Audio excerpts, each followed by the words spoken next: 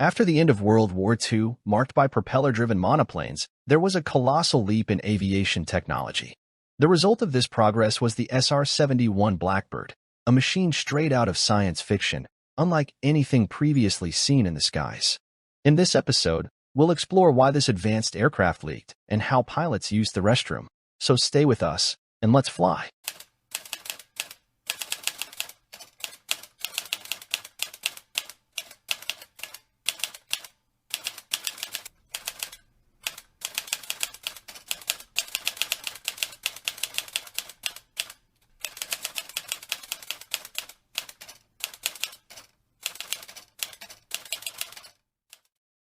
The era of jet engines began with the late World War II creation of the Messerschmitt Me 262, followed by the supersonic era where Chuck Yeager's experimental Bell X-1 broke the sound barrier in 1947. Dreams of flying at speeds exceeding sound were becoming a reality. Simultaneously, the field of spy aviation was intensively evolving, with the Lockheed U-2, known as the Dragon Lady, leading the way. Designed to evade enemy fighters, missiles, and radars, it operated at an altitude of 70,000 feet for several years. However, the U-2 faced challenges, including being shot down during reconnaissance missions over the Soviet Union in 1960 and the Cuban Missile Crisis in 1962. In the second quarter of 1958, the Archangel project took off, aiming to create an aircraft flying faster and higher than the U-2. Once again, visionary Clarence Kelly Johnson led the project, with a goal to make a machine both unmatched and invisible. In 1959, the CIA provided $96 million in funding for this project, and Lockheed Skunk Works began working on the A-12 aircraft. The first flight of the A-12 prototype, the precursor to the Blackbird, took place at the legendary Area 51 near Groom Lake in Nevada on April 25, 1962. A total of 13 A-12 aircraft were built. On December 22, 1964, the first SR-71 Blackbird took off from AF Plant 42 in Palmdale.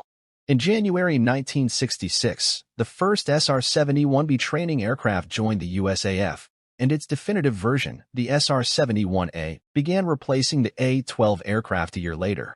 The A-12 faced a crash in June 1968, leading to its withdrawal from service later that year.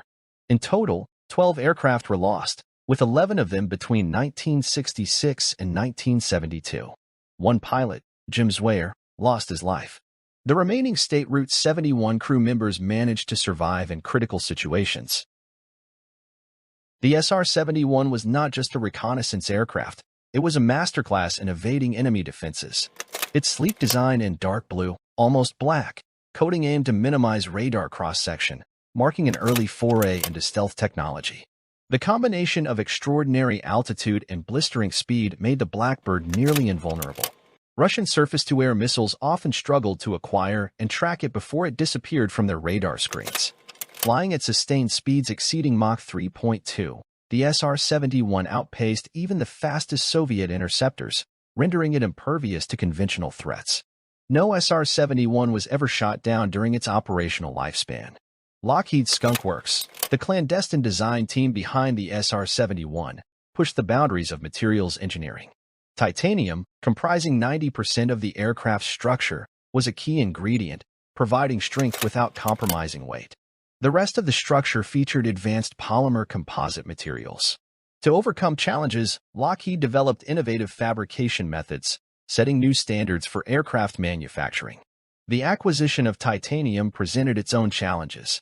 The United States faced a shortage, prompting the Skunk Works team to source titanium globally, including from the Soviet Union through fake American companies.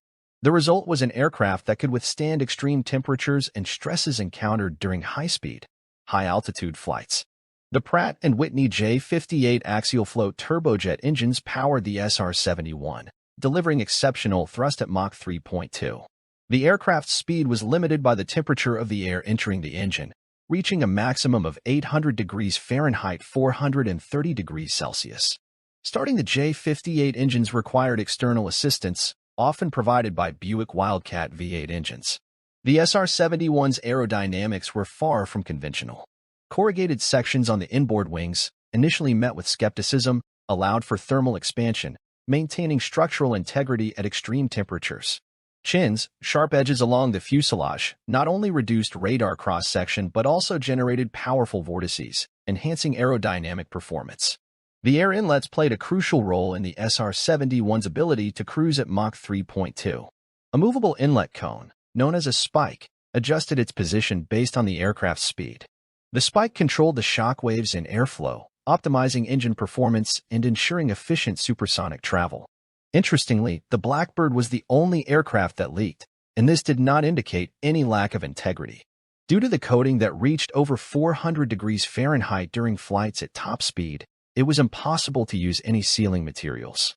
However, under normal conditions, leaked fuel could lead to spontaneous combustion. Therefore, a special fuel called JP7 was developed, characterized by low volatility and a high ignition temperature. The SR-71 also required in-flight refueling to replenish fuel during long-duration missions. Supersonic flights generally lasted no more than 90 minutes before the pilot had to find a tanker. The SR-71, known as the world's fastest and highest-flying air-breathing manned aircraft, still holds records. On July 28, 1976, it set the absolute altitude record at 85,069 feet and an absolute speed record of 1,905 knots, Mach 3.3. SR-71 pilot Brian Schul claims speeds exceeding Mach 3.5 in 1986 to evade a missile. It set the speed over a recognized course record, flying from New York to London in 1 hour, 54 minutes on September 1, 1974. The aircraft covered 3,461 miles at an average speed of about Mach 2.72. The SR-71 flew over 15,000 miles in 10 hours and 30 minutes on April 26, 1971, earning prestigious aviation awards. During its final flight on March 6, 1990, the SR-71, piloted by Lieutenant Colonel Raymond E. Yalding and Lieutenant Colonel Joseph T. Vita, set 4 new speed records. Los Angeles to Washington, D.C., 2,299 miles at an average speed of 2,144 miles per hour, elapsed time 64 minutes, 20 seconds. West Coast to East Coast, 2,404 miles at an average speed of 2,124 miles per hour, elapsed time 67 minutes, 54 seconds. Kansas City to Washington, D.C., 942 miles at an average speed of 2,176 miles per hour, elapsed time 25 minutes, 59 seconds. St. Louis to Cincinnati, 311 miles at an average speed of 2,189 miles per hour, elapsed time 8 minutes, 32 seconds.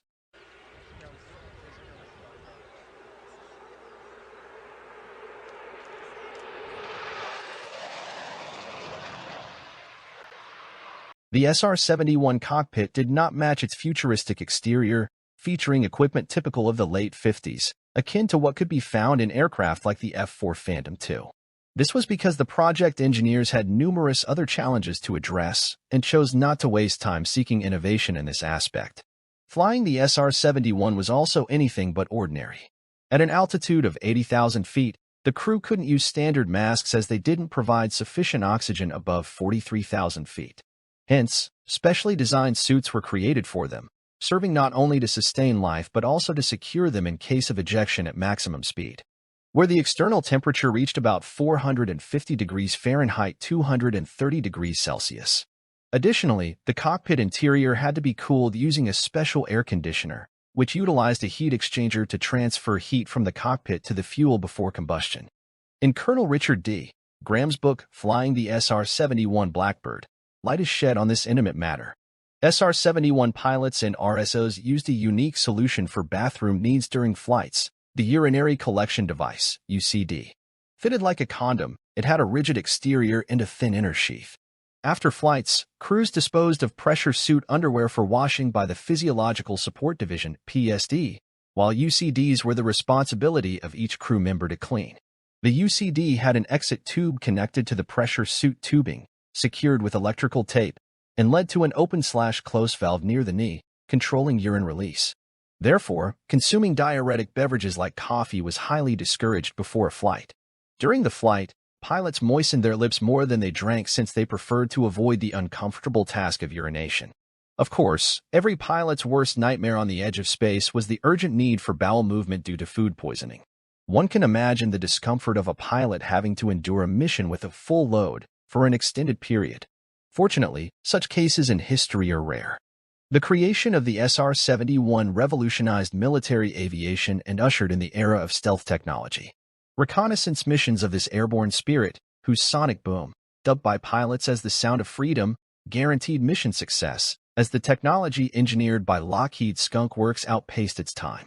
Today, these exceptional machines, boasting numerous records, can only be admired in American museums, where, in the glory of their undefeated legacy, they continue to captivate successive generations of aviation enthusiasts.